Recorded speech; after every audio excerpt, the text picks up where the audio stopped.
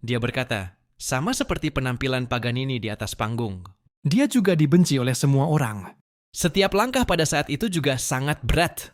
Dia terkenal di Genoa, tetapi bagaimanapun juga, Dia hanya seorang pemain biola, kan? kedengarannya dia jenius. Tapi yang namanya biola ya gitu-gitu saja. Itu karena kamu tidak tahu. Apakah kamu tahu julukan dia apa? Julukan yang diberikan untuk keterampilan. Seolah-olah dia menjual jiwanya kepada iblis untuk mendapatkan kemampuannya.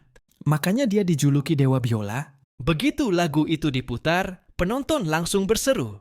Melodi yang belum pernah terdengar sebelumnya membuat mereka bergidik. Setiap bagian yang penuh gairah dibawakan oleh Paganini. Penonton terpesona oleh lagu itu. Tidak ada yang bisa mengalihkan pandangan mereka darinya. Tangan Paganini bergerak dengan cepat, sempurna, setiap gesekan. Aura yang dia pancarkan membuat semua orang tak terlupakan. Setiap orang yang mendengar aransemennya berseru, kata iblis. Sama seperti rumor tentang dia, pemain biola iblis. Sama seperti di kehidupan sebelumnya. Setelah Juan selesai memainkan bagian itu, seluruh ruangan menjadi sunyi. Juan perlahan berbalik, Michael bergegas dan berteriak. Pertunjukan apa ini? Wow, itu luar biasa! Bagaimana kamu tiba-tiba memainkan lagu Paganini? Siapa gurumu? Dengan level ini, Anda tidak memerlukan seorang guru. Yun juga bertanya, sudah berapa lama kamu bermain biola? Apakah kamu pernah ikut kompetisi? Dengan level ini, Anda dapat berpartisipasi dalam kompetisi internasional. Kamu luar biasa. Berapa lama kamu harus berlatih? Bagaimana bisa kamu bermain sebaik ini? Apa rahasianya? Menerima pertanyaan seperti itu, Juan menjawab dengan tenang, tidak ada rahasia karena saya reinkarnasi Paganini. Ini tentu saja sangat sulit dipercaya. Reinkarnasi Paganini? Sudut mulut Mikhail berkedut, lalu mereka tidak bisa menahan tawa. Lalu mengatakan, kau reinkarnasi Paganini. Kayaknya kau terlalu banyak membaca web novel deh. Mereka menggoda Juan. Jadi kau ternyata bisa bercanda ya? Penampilanmu sangat bagus, tapi kamu tidak mau membagikan rahasianya. Emily berteriak, apa yang kalian lakukan? Sekarang bukan waktunya membicarakan Paganini atau rahasia apalah itu. Sekarang ambil instrumenmu. Kalau kalian musisi, harusnya kalian juga membalas permainan seperti itu. Tiba-tiba Michael marah dan menanyainya. Emily, kenapa kau mendadak seperti itu? Kita belum memutuskan lagu apa yang akan dimainkan. Emily berteriak. Kita bisa mencarinya di Google. Melihat keduanya akan berdebat lagi. Hajun dengan cepat berbicara. Oh, tapi aku punya quintet Schumann. Itu bagus. Mari kita fotokopinya. Fotokopinya dibuat dengan cepat. Kelompok itu mulai memasuki tahap latihan. Oke, apakah semua sudah siap? Biola di tangan Juan Yang dipinjam dari sekolah. Ekspresinya tidak terlalu antusias. Ketika mereka akan memulai, Hajun tiba-tiba berbicara. Nama grup? Apa nama grup kita? Dia sangat antusias dengan masalah ini. Bertentangan dengan harapan Hajun. Tidak ada anggota dalam kelompoknya yang peduli tentang hal itu. Emily mengerutkan kening dan bertanya, apakah itu penting? Hajun menjawab, ini penting. Ini adalah citra kelompok kita. Segera setelah kata-kata Hajun, Juan berbicara. Bagaimana kalau namanya siswa pindahan? Hajun tertawa canggung dan berkata, bukankah itu terlalu sederhana? Tetapi semua orang memujinya karena singkat, ringkas, dan bagus. Melihat semua orang setuju begitu cepat, Hajun sedikit kosong. Apakah kita benar-benar akan menamainya seperti itu? Michael juga berbicara. Kemudian nama grup diputuskan. Mari kita mulai. Kelompok mulai mengambil posisi. Hajun dengan canggung memegang biolanya. Yun segera mulai dengan ritme ringan. Michael juga menggerakkan jari-jarinya di setiap nada. Juan perlahan merasakan ritmenya. Permainan pertama dari kelompok siswa pindahan ternyata sangat berantakan. Setelah latihan musik, pelajaran kelas berlanjut lagi. Juan duduk kosong di kelas. Sukyu segera menyadarinya. Dia berlari dan memijat bahu Juan dan bertanya, ada apa? Juan mencoba menahan sakit kepala dan menjawab, oh, bukan apa-apa. Mata Juan gelap. Dia berpikir dalam diam. Ternyata bermain bersama lebih sulit dari yang saya kira. Mari kita coba lagi. Kali ini coba lebih lembut. Di bagian itu harusnya piano, tidak cello, biola. Kombinasinya terdengar seperti bencana musik. Mengapa saya tidak bisa melakukannya? Saya mencoba untuk menyesuaikan diri, tetapi mengapa masih suram? Gadis di sebelahnya juga berbicara dan bertanya, apakah itu karena latihan ansambel? Desas-desus tentang siswa pindahan yang berpartisipasi telah menyebar di mana-mana. Siswa pindahan selalu menjadi topik pembicaraan, terutama Anda yang masuk sekolah berkat dukungan ketua dewan. Mereka jadi tambah penasaran. Setelah gadis itu selesai berbicara, teman-teman sekelasnya juga ikut campur. Itu benar. Kalau tim tidak berbakat saja bisa bersinar, Maka tim yang menang pasti akan lebih gemilang. Itu benar. Kemenangan harus milik kita. Sukyu marah setelah mendengar itu dan berteriak. Apa yang kamu bicarakan? Kemenangan pasti milik ansambel. Recorder atau kelompok Juan. Kedua siswa perempuan. Itu segera menolak. Apakah kamu sedang bermimpi? Kemenangan pasti akan menjadi milik. Sebelum keduanya selesai berbicara, teman sekelas Juan berteriak, "Hei, diamlah! jangan berdebat. Meski begitu, dia tidak bisa menghentikan mulut. Kedua gadis itu dengan bangga berkata, Kemenangan sudah pasti milik tim kami yang bersinar. The Shine. Begitu nama grup diucapkan, Sukyu tertawa terbahak-bahak. Bitna tersipu dan menjelaskan, saya tidak menamainya. Mereka menamainya secara sewenang-wenang dan mendaftarkannya. Ya, tidak ada yang mengatakan apa-apa. Hahaha, kalau begitu jangan tertawa. Namamu pasti Bitna ya. Tim yang kau bentuk penuh dengan egomu sendiri. Makanya sekarang kau malu. Tidak menjawab. Gadis dengan poni ini adalah Kim Bitna. Kelas 2 SMA Seni Budaya. Jurusan biola. Jabatan ketua kelas. Bitna terus berteriak, saya bilang mereka yang menamai secara sewenang-wenang. Semua orang menyelesaikan percakapan mereka tepat ketika guru memasuki kelas. Oke, semua orang duduk. Hari ini ada informasi penting. Kepala sekolah mengatakannya belum lama ini. Akan ada pertukaran siswa dari Italia. Di kelas kita juga ada 2 siswa dari Italia yang akan belajar bersama untuk sementara waktu. Mereka akan belajar di sini sekitar 1 bulan. Mereka akan berpartisipasi di konser khusus dan bergabung Lumiere Ensemble. Oh ya, sepertinya mereka tidak tahu bahasa Korea kan? Meskipun itu agak sulit, guru harus mengeluarkan buku dan mencoba berbicara bahasa Italia. Perkenalkan diri Anda. Maksud Anda memperkenalkan diri? Halo, nama saya Luca. Saya mengambil jurusan biola. Aku adalah murid terbaik di sekolah Santa Cecilia. Saya Katrina. Saya mengambil jurusan biola. Setelah mereka memperkenalkan diri, kelas menjadi heboh. Wow, cantik dan tampan, tapi mereka tidak tahu bahasa Korea. Bagaimana mereka bisa mengikuti pelajaran? Apakah ada yang tahu bahasa Italia dalam musik klasik? Bitna dan Juan juga mengobrol sedikit. Siswa pertukaran dari Italia. Aku penasaran seperti apa kemampuan mereka. Memangnya kebangsaan dan kemampuan ada hubungannya? Tentu saja. Italia itu kan tempat kelahiran musik klasik. Bahkan, itu negara asal Paganini yang kau kagumi. Luca melanjutkan. Sejujurnya, saya tidak berpikir saya bisa belajar di negara kecil di sudut Asia ini. Saya datang ke sini seolah-olah saya memberikan bakat saya karena kepala. Sekolah terus memohon kepada saya. Katrina buru-buru mengingatkan Luca. Hati-hati dengan ucapanmu, Luca. Meski begitu, Luca masih menolak untuk berhenti. Mengapa, Katrina? Saya tidak mengatakan sesuatu yang salah. Mereka akan tahu perbedaan levelnya saat mereka melihat pertunjukan khusus besok.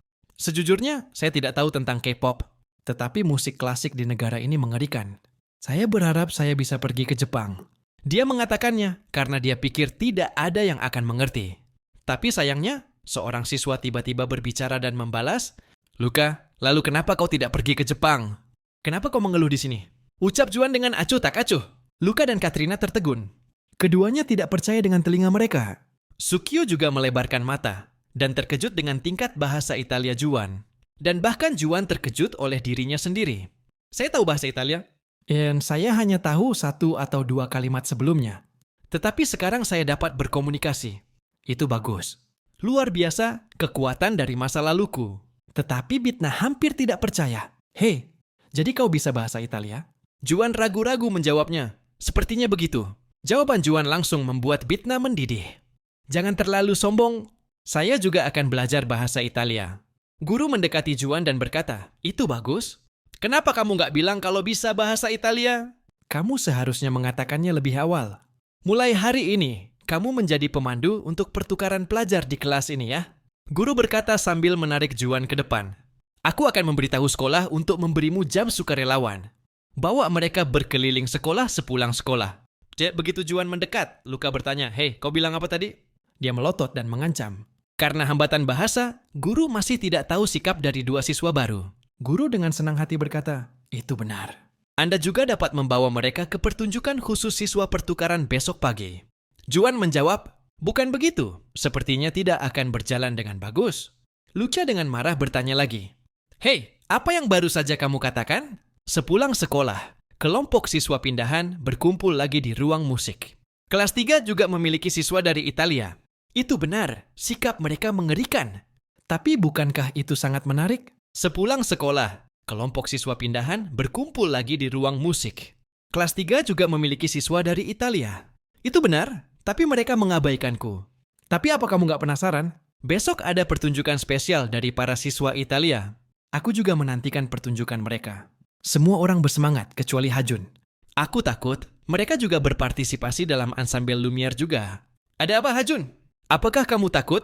Ya, jangan khawatir, Apa perbedaan di antara kita? kita semua adalah manusia. Tapi sebelum Hajun bisa berbicara, pintu tiba-tiba terbuka. Oh, akhirnya Kapren yang suka telat sudah datang. Kita akhirnya bisa berlatih. Kali ini, Juan tidak datang sendirian, tetapi juga memiliki 2 orang lagi. Apa ini? Apa yang dilakukan siswa pertukaran di sini? Saya baru saja mengatakannya. Juan ditugaskan untuk membimbing siswa Italia. Wah, Juan ini udah tampan, jago bermain musik, dan juga tahu bahasa Italia, sangat sempurna. Setelah memimpin keduanya masuk, Juan juga menjelaskan. Mereka terus memohon untuk melihat ruang latihan. Jadi saya tidak punya pilihan untuk membawa kemari. Apakah Anda memandang rendah kami? Luka melihat sekeliling dan mencibir, Ini adalah ruang latihan menyedihkan sekali. bertentangan dengan Luka. Katrina hanya berkata dengan dingin. Sepertinya tidak jauh berbeda dengan sekolah kami. Luka merasa malu dengan Katrina. Luka marah lagi. Apa yang kamu bicarakan? Suasananya benar-benar berbeda. Michael bertanya dengan rasa ingin tahu. Juan, batas yang mereka katakan? Untuk menghindari pertengkaran, Ju menjawab dengan bohong. Mereka mengagumi fasilitasnya. Kata-katanya segera membuat Michael bangga. Tentu saja, fasilitas sekolah kami adalah salah satu yang terbaik di negara ini. Segera setelah dia memberikan keduanya minuman. Bagaimana kehidupan di Korea? Apa itu berat buatmu karena datang dari jauh? Saya mengerti, saya juga dari Amerika. Tetapi jika Anda sabar, Korea akan menjadi tempat yang sangat nyaman untuk ditinggali. Luca tiba-tiba meremas minuman, menyebabkan air tumpah. Hei, ada apa? Kenapa Anda menyia-nyiakan minuman itu? Lukas, kenapa kamu memberiku Americano? Dia melemparkan minuman itu. Lalu dia menunjuk langsung ke Michael. Ayo sini orang Korea, aku akan membalas penghinaan ini. Michael juga tidak mundur. Berteriak balik, apa? Kamu tidak meminta maaf, tapi malah mengajak berdebat. Dan karena hambatan bahasa, mereka mulai bertengkar. Ada beberapa hal yang tidak boleh Anda lakukan pada orang Italia, Termasuk memberi mereka Americano. Melihat keduanya bertengkar, Hajun berteriak minta tolong. Juan! Yes, kamu harus menghentikan mereka, Juan menjawab. Ini mungkin cara mereka menyapa. Itu tidak masuk akal. Terlepas dari keributan, Katrina dengan tenang bertanya, Hei, apakah kalian juga berpartisipasi dalam ensemble? Aku mau mendengar kau bermain musik. Berkat saran Katrina, grup ini tenang dan mulai memainkan musik. Juan memulai lagu bersama dengan kombinasi anggota lainnya.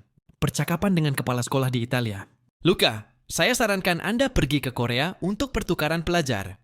Korea? Siapa tahu Anda menemukan apa yang Anda lewatkan di Korea. Lagu yang dimainkan kelompok Juan membuat Luka bergidik. Bukan karena itu bagus, tetapi karena itu sangat mengerikan. Dia marah melemparkan tasnya ke bawah dan berteriak, "Berhenti! Kepala sekolah sudah salah!" Tidak ada yang bisa dipelajari di sini. Kenapa engkau tiba-tiba meminta kami berhenti? Dia berteriak. Kalian semua bahkan belum paham apa yang dinamakan konser. Terutama kamu. Kamu adalah biola pertama, kan? Jika itu adalah ensemble tanpa konduktor, Biola pertama harus menjadi pemimpin. Tapi yang kau lakukan tadi menyesuaikan nada dengan yang lain. jika kalian cukup pintar untuk memahami apa yang saya katakan, Kalian akan bermain lebih baik dari ini. karena mereka tidak mengerti apa yang dikatakan Luka, semua orang menjadi lebih kesal. Bicaralah dalam bahasa Korea. Orang Korea tidak akan paham kalau kau bicara bahasa asing. Saya tidak mengerti apa yang Anda katakan. Pada saat ini, Luka tiba-tiba melambaikan tangannya. Kalian semua datanglah ke pertunjukan spesial besok. Aku akan kutunjukkan kepada kalian. Pertunjukan Little Paganini. Keesokan harinya di Harmony Hall, para siswa dan guru hadir di atas panggung. Para siswa Italia sedang mempersiapkan pertunjukan mereka.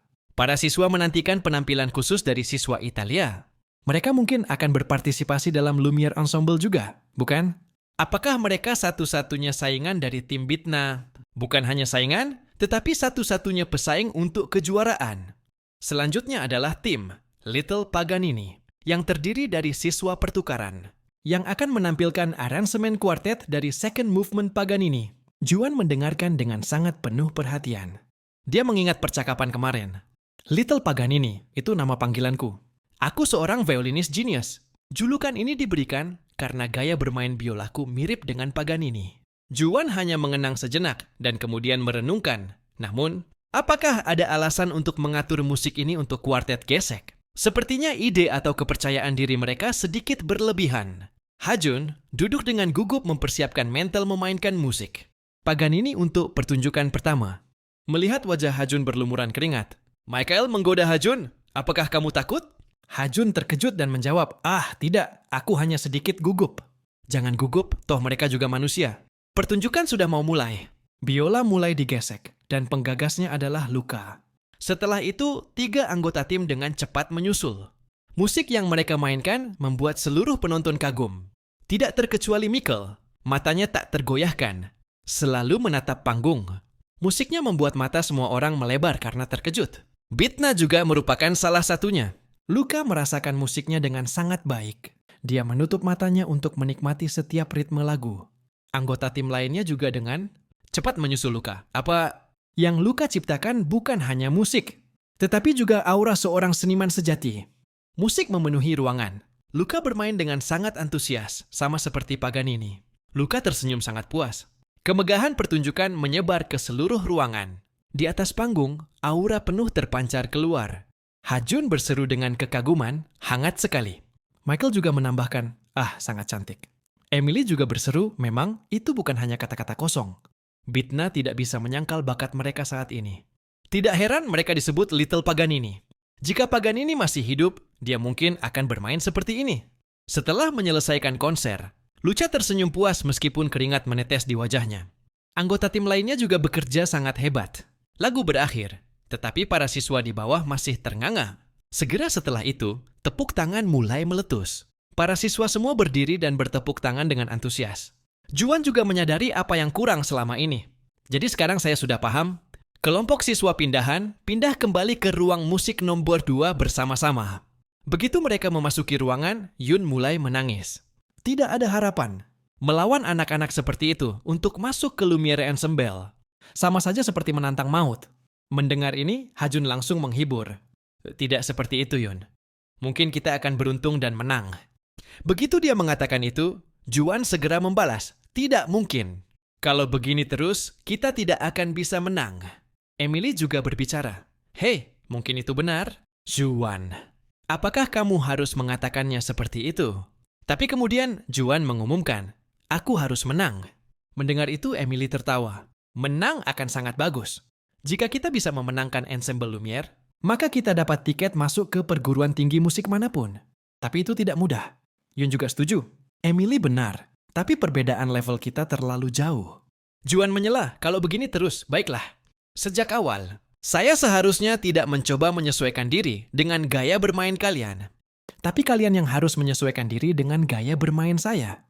Jadi kelompok itu terus berlatih sampai larut malam saat ini. Bitna tiba-tiba kembali ke sekolah. Saya lupa lembaran musik saya di ruang latihan. Tumben sekali saya teledor seperti itu. Dalam perjalanan ke ruang latihan, Bitna tiba-tiba melihat cahaya dari ruang musik. Dia heran, siapa yang berlatih sampai larut malam begini? Ketika memegang gagang pintu, suara musik segera keluar, membuat Bitna terkejut. Kombinasi musik yang bahkan lebih sempurna daripada tim siswa Italia.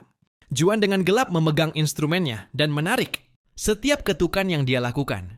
Kali ini, Juan bermain dengan caranya sendiri, tidak mengikuti siapapun. Juan, saat ini, benar-benar Paganini di masa lalu. Tetapi, saya tidak percaya dengan apa yang saya dengar. Apa ini Juan? Dia bilang kalau dia tidak pernah masuk sekolah musik. Bagaimana dia bisa bermain dengan sangat bagus? Tidak hanya baus. Dia terlihat seperti seorang monster. Inilah maksud dari ucapanku tadi. 2 minggu waktu yang tersisa untuk persiapan kita. Jika itu tidak sempurna, cobalah untuk mengikutiku gaya bermainku hingga ke level tertentu. Hajun terkejut dan terengah-engah. 1 minggu kemudian, meskipun gelap, lampu di ruang musik masih menyala terang. Kata Juan lagi dan lagi-lagi. Kelompok itu berlatih satu lagu berkali-kali. Meskipun mereka telah berlatih dengan lancar, Juan masih tidak puas. Dia terus berbicara lagi. Kata-kata itu diulang berkali-kali sampai hanya ruang latihannya Dan seluruh sekolah yang menyala. Setelah latihan ini, Juan menghela nafas lagi. tempo piano terlalu cepat. Pelankan sedikit. Setelah itu, Juan ingin berlatih lagi. Tetapi kali ini Michael benar-benar meledak. Dia berteriak, "Aku tidak bisa melakukan ini lagi." Kenapa kamu minta permainan seperti itu hanya dalam 2 minggu? Melihat Michael gemetar, Juan menenangkan Michael. Maaf, aku tidak punya bakat. "Maaf, aku tidak sebaik yang kamu mau. Tapi apa yang bisa aku lakukan? Memang saya tidak bisa melakukannya." Tidak peduli seberapa keras saya mencoba, maafkan aku. Meski kalian memintaku untuk bergabung ke dalam ansambel, aku tidak bisa melakukan ini lagi. Selamat tinggal. Michael selesai berbicara, berdiri dan bersiap untuk Meninggalkan grup segera setelah itu dia keluar dari ruang musik tanpa menoleh ke belakang. Seluruh ruangan tiba-tiba menjadi sunyi. Melihat suasananya tampak tegang, Yun menyarankan, "Mari kita berhenti di sini hari ini, oke?" Hajun juga menambahkan, "Tidak semua orang terlahir dengan bakat sepertimu. Apa yang mudah bagimu mungkin sulit bagi orang lain." Juan tidak berkata, hanya mendengarkan dalam diam. Hajun hanya berkata sedikit dan kemudian berhenti. Setelah mereka pulang, sampai jumpa besok. Keesokan paginya di kelas-kelas 2, Hajun datang untuk mencari Juan. tetapi Hajun tidak menemukannya. Di mana Juan? Melihat Hajun bertanya, Sukyu menjawab, Bitna barusan memanggilnya ke halaman belakang. Halaman belakang? Mengapa ke halaman belakang? 1 detik. Hajuin bertanya-tanya apa yang mereka berdua lakukan di sana. Jangan-jangan dia mau nembak kah? Sebelum itu, Juan telah menerima catatan dari Bitna. Juan bingung. Tetapi tetap mengikutinya. Ketika dia sampai di sana, Juan tanya, "Apa kau mau nembak aku?" Mendengar kata-kata itu, Bitna berteriak, "Tidak." Setelah itu, Bitna mendapatkan kembali ketenangannya dan melanjutkan langsung saja ke intinya. "Saya sedikit malu untuk mengatakan ini terlebih dahulu." Juan berkata, "Sudah kuduga, pasti mau nembak kan?" Tetapi Bitna masih dengan tegas menyangkalnya. Tidak. Setelah itu, Bitna mengajak Juan gabung ke timnya. "Tiba-tiba menginginkanku." Bitna menjawab, "Aku bersikap baik." "Kudengar kamu bertengkar dengan Mikkel kan?" Juan berkata dengan curiga, "Kami tidak bertengkar." "Bagaimana kamu tahu gosip ini?" Mendengar ini, Bitna sangat marah. "Kamu dan Michael jelas-jelas menghindari satu sama lain. Jadi bagaimana mungkin gosip tidak menyebar?" ngomong-ngomong second biola timku juga sangat berbakat. Jika Anda mengambil posisi biola kedua, formasi kuartet saat ini dapat diubah menjadi kuintet. Juan bergabunglah dengan timku. Kita pasti akan memenangkan kompetisi ini. Setelah mendengarkan Bitna, Juan menjawab perlahan, "Terima kasih atas tawarannya, tetapi aku harus menolak tawaranmu." "Naju, apa Naju? Jadi kau masih belum tahu namaku?" Bitna bertanya, "Alasan kamu menolak itu apa? Anggota timmu Michael juga sudah keluar." Juan menjawab, "Sangat yakin Dia akan kembali. Setelah melihat penampilan Luka, saya menyadari satu hal.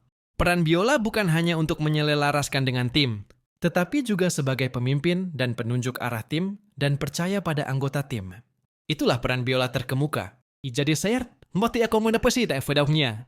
Pada saat yang sama, Michael duduk di balik dinding, Mendengarkan apa yang dikatakan keduanya. Juan melanjutkan, "Michael juga akan kembali. Jika teman-teman Italia itu bisa melakukannya, teman-temanku juga bisa." Mendengar kata-kata Juan ini, Michael tidak bisa menahan air mata. "Maafkan aku Juan, mulai sekarang, aku tidak akan mengeluh lagi dan akan mencoba yang terbaik." Tidak hanya Mikael, tetapi juga Hajun menguping percakapan antara keduanya. Ini memalukan, harapan seorang jenius memang sangat menekan. Malam itu, seperti biasa, ruang musik terus menyala untuk latihan. Begitu kelompok itu membuka pintu dan melangkah masuk, mereka melihat sosok yang dikenalnya. Itu adalah Michael, duduk dan berlatih. Tidak hanya itu, dia juga menyapa semua orang dengan cerah. "Hai, kamu sudah datang. Hanya ada 1 minggu tersisa sampai babak penyisihan. Kita harus mulai berlatih dengan cepat. Kapten silakan duduk, Kapten. Memang siapa kaptennya?" Jangan tanya siapa. Tentu saja itu Juan. Melihat perubahan positif Michael, Juan sangat senang. "Oke, mari kita mulai berlatih." Seminggu kemudian, peringkat kompetisi diposting di papan pemberitahuan. Banyak siswa berkumpul, mencari nama kelompok mereka. Mustahil, ini nggak masuk akal. Kesatu, Little Paganini. Kedua, siswa pindahan. Ketiga, The Shining. Keempat, Young Queen Music Group. Kelima, Quartet Team. Melihat reaksi Bitna, teman-teman sekelasnya bertanya, Bitna, apakah kamu baik-baik saja? tenang saja, ini hanya penyisihan. Ini bukan salahmu. Bitna berteriak, kita hanya belum latihan. Ayo berlatih keras dalam 1 bulan sampai semifinal. Berbeda dengan sikap tim Bitna, tim Juan sangat senang. Yun dengan senang hati memeluk Hajun. Aku senang banget bisa lolos penyisihan. Tidak hanya itu, kami juga menempati peringkat kedua. Mereka meremehkan, karena kita siswa pindahan pasti sudah sadar sekarang, bukan? Melihat ketiganya berbicara dengan gembira, Juan berkata, jangan berpuas diri. Tujuan kita adalah untuk menang. Harusnya kamu jangan puas dulu hanya karena lolos penyisihan. Mendengar ini, Emily mengeluh. Juan ini orangnya emang pintar, tetapi dia tidak peka. Hajun juga berbicara, untuk lagu final gimana nih? Guru menyuruh kami untuk memutuskan sebuah lagu dan mengumpulkan kepadanya. Samakan saja seperti lagu di penyisihan. Daripada membuat sesuatu yang baru, Lebih baik menyempurnakan yang sudah ada saja. tetapi Juan tidak setuju. Aku mau menampilkan sesuatu yang beda. Kata Juan sambil menyerahkan lembaran musik baru kepada grup. Keempatnya meringkuk bersama untuk melihat lagu baru. Setelah itu, masing-masing orang mengambil salinannya. Hajun membaca dengan penuh perhatian, tetapi dia langsung terkejut dengan musiknya. Emang bisa ngelakuin ini dalam waktu 1 bulan? Ini terlalu berlebihan. Ini kan bukan konser, ngapain dibikin ribet? Juan berkata dengan wajah dingin. Tidak, kita bisa melakukannya. Tidak peduli seberapa banyak mereka memohon. Juan sudah memutuskan lagunya dan diserahkan ke kantor guru. Guru Kwan adalah orang yang mengumpulkan musik untuk final ensemble Limu bulan depan. Dia mulai mendata pendaftaran dan berseru, Menarik, Death and the Maiden. ini lagu yang bagus, menyampaikan kecemasan seorang jenius yang menghadapi kematian. Karena itu dikenal sebagai mahakarya kuartet gesek terbaik. Apakah mereka terlalu percaya diri? Kelompok Luka memilih lagu L.E. Campanella. Hanya karena kalian tahu lagu ini, bukan berarti lagu ini gampang dimainkan. Ini lagu yang sulit, karena harus memperhatikan detailnya agar hasilnya sempurna. Mungkin karena nama tim dan julukan Lucha Little Paganini adalah identitas mereka. Tapi pilihan tim ini lebih menarik. Capriccio, Capritno 24, bagian terakhir dari Numbers 20%. Solo Viola Rhapsody, Niccolo Paganini. Karya ini punya kesulitan yang tak tertandingi dan disebut neraka biola. Ini adalah karya solo biola terbaik. Bahkan aku pernah mengaransemen sendiri. Entah ini arogansi atau kepercayaan diri. Ini sangat layak untuk dinanti-nantikan. Siapa yang akan menjadi pemenang? 4 April, babak final Ensemble Lumiere memiliki 29 hari tersisa. Tim Bitna berlatih sangat keras. Waktu terus berlalu, tim Luka juga berlatih keras dengan 22 hari tersisa. Tim Huan juga berlatih dengan sekuat tenaga. Waktu latihan akan segera berakhir. Dengan hanya 1 hari tersisa sebelum hari terakhir, hujan deras. Para juri hadir di kantor kepala sekolah. Akhirnya, besok adalah harinya. Terima kasih semuanya karena telah setuju untuk menjadi juri.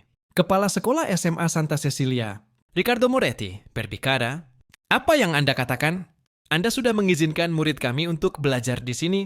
Tentu saja dengan senang hati menerima permintaan itu. Suk Yang Jun juga menambahkan, selalu menyenangkan melihat talenta-talenta muda yang berbakat. Selain itu, jika bukan karena kesempatan ini, kapan kita bisa bertemu dengan Hanse Ah? Hanse Ah? Hajun dengan bersemangat berkata, Hanse Ah akan jadi juri Ensemble Lumiere. Siapa yang tidak tahu? Saya tahu tentang itu sekitar sebulan yang lalu. Rumor telah menyebar kemana-mana.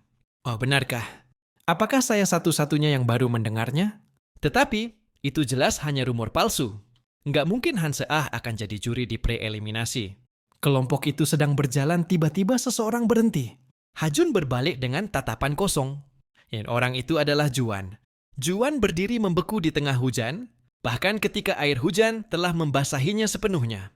Melihat ini Hajun berteriak, "Woi Juan, ngapain di situ? Intate mau lo. Cepat sini." Sebuah mobil mewah tiba-tiba muncul di halaman sekolah. Pintu mobil perlahan terbuka, Dan identitas orang yang duduk di dalamnya secara bertahap terungkap. Emily dan Michael menatap mobil, dan keduanya mengeluarkan suara "Oh". Pada saat yang sama, seorang wanita mewah perlahan melangkah keluar dari mobil. itu adalah Hanse Ah. Beneran? Itu Han Se-ah. Ngapain dia di sini? Bukankah dia di New York? Mungkin dia di sini jadi juri kompetisi besok. Rumornya bener ya? Han Se-ah akan jadi juri Ensemble Lumiere. Keren banget sih. Saya dengar dia berasal dari keluarga kaya.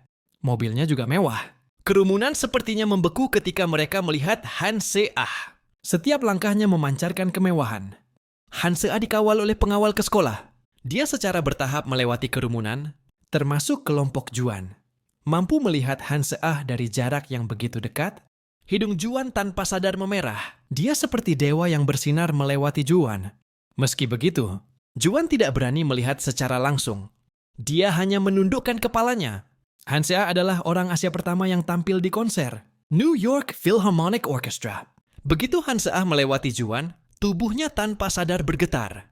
Dia juga ibu kandung Moon Juan. Han Se-ah langsung pergi ke kantor kepala sekolah. Ketiga juri dan kepala sekolah memulai percakapan mereka.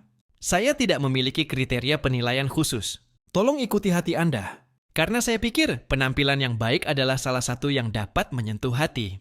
Oh, Paganini kecil ada di lapangan. Apakah Anda tahu Luca? Tentu saja. Dia seorang jenius yang telah memenangkan kompetisi remaja di Eropa. Sudah pasti saya tahu. Para kontestan di final semuanya diidentifikasi dalam berkas. Han Se-ah perlahan menelusuri file. Dan dia harus berhenti begitu dia melihat foto Juan, siswa pindahan. Ekspresinya sangat terkejut. Nama timnya sangat istimewa, bukan? Itu nama yang dibuat oleh siswa pindahan. Faktanya, para guru tidak berharap banyak dari tim ini. Tetapi mereka menunjukkan penampilan yang tidak terduga. Saya pikir Anda dapat menantikan mereka. Han Se-ah seperti membeku. Dia hanya menatap foto ID Juan tanpa mengatakan apa-apa. Pada saat yang sama, Juan masih berdiri diam seperti batu tanpa bergerak. Hajun buru-buru berlari Juan. Maaf tadi kamu ketinggalan. Apakah kamu baik-baik saja? Juan tiba-tiba berbalik dan berkata, "Aku akan pergi." Begitu dia selesai berbicara, Juan pergi. Melihat ini, Hajun berteriak dengan cemas, "Oh, payungnya. Nih bawalah payung. Nanti kamu demam." Kompetisinya besok. Bagaimana jika kamu demam? Ketika Juan masih kecil, ibunya jarang ada di rumah. Dia hanya bisa melihat wajahnya di TV. Baginya, seorang pewaris muda dan pemain biola terbaik di negara ini, yang penting bukanlah keluarga. Yang penting hanya popularitas dan biola. Mungkin itulah alasan saat aku masih kecil. Juan merindukan cinta ibunya, Seolah-olah menanggapi keinginannya. Saat aku berusia 8 tahun, dia secara bertahap mendapatkan kembali ingatannya tentang masa lalu. di tengah demam yang tinggi dan pikiran yang kacau. Aku mendapat penglihatan, kasih sayang dari seorang ibu. Juan mulai belajar bermain biola. Dia juga mendapat lebih banyak perhatian dari ibunya. Anakku jenius. Inilah yang selalu Juan inginkan. Untuk pertama kalinya, dia menatapku langsung dan tersenyum. Dia mulai menghabiskan lebih banyak waktu denganku. Aku sangat bahagia saat itu. Juwon terus berlatih tanpa henti. Juan, kamu lagi ngapain malam-malam begini? Juan jarimu luka-luka, tapi kamu masih main biola? Ayah Juan sangat panik. Kamu berlitih biola sejauh ini. Lalu ayahnya memberi perban. Apakah kamu baik-baik saja? Saya baik-baik saja karena saya adalah orang yang istimewa. Mendengar kata-kata ini dari Juan, ayahnya menjadi semakin khawatir. Itu benar, dia sangat istimewa. Juan telah melakukan upaya terus-menerus. Selama dia melakukannya dengan baik, kebahagiaannya akan terus berlanjut. Ibunya akan terus mencintainya. Tetapi sebuah bencana menimpanya. Meskipun dia memiliki kenangan tentang kehidupan masa lalunya, Juan baru berusia 8 tahun pada saat itu. Saat ikut kompetisi pertamaku, penampilanku sangat buruk. Saat dia melihatnya, menurutnya itu hal yang wajar. Dia seolah-olah mengabaikan Juwon yang menangis di atas panggung. Dia berbalik dan pergi. Pintu ke mimpi Juwon juga tertutup karena ini. Pada akhirnya dia meninggalkanku. Juan mencoba mengejarnya, tetapi sosok itu semakin jauh. Semakin dia mencoba untuk mendekat, semakin jauh ibunya pergi. Citra ibunya secara bertahap menutup dan menghilang. Itu menyebabkan dia jatuh ke dalam jurang yang gelap. Juan seperti jiwa yang hilang. Tidak ada motivasi untuk membantunya berdiri. Aku tidak mau bermain biola lagi. Karena itu, hanya akan mengingatkanku kepada wanita yang telah meninggalkanku. Tiba-tiba aku bertanya-tanya, aku mengingat masa laluku, dan aku akan bermain biola lebih baik darimu. Entah bagaimana ekspresimu ketika bertemu denganku nanti. Gambaran ibunya yang dingin terus muncul di benak Juan. Meskipun dia mencoba menjangkau, Dia tidak bisa menyentuhnya. Tiba-tiba sebuah suara kecil terdengar. Juan terbangun dari mimpi panjang. Saudaraku, bangunlah. Terima kasih Juan, kau telah membangunkanku. Oh, udah jam segini. Aku harus bergegas. Nanti bisa telat datang ke pertunjukan. Juan dengan cepat berdiri, tetapi tiba-tiba dia kehilangan keseimbangan dan jatuh ke tanah. Juan panik dan berteriak. Tetapi Juan masih terbaring di lantai. Wajahnya memerah, seluruh tubuhnya terbakar panas. Final ensemble Lumiere akan segera dimulai. Penonton mulai datang. Kelompok Juan semuanya hadir di sebelah panggung, kecuali Juan. Aku sangat gugup melihat banyak penonton, tapi ketua belum datang. Dia selalu terlambat. Yun dengan hati-hati membaca daftar acara. Jangan terlambat hari ini. Meski begitu, Hajun dengan riang menghiburnya. Tidak apa-apa, Yun. Juan benar-benar ingin menang.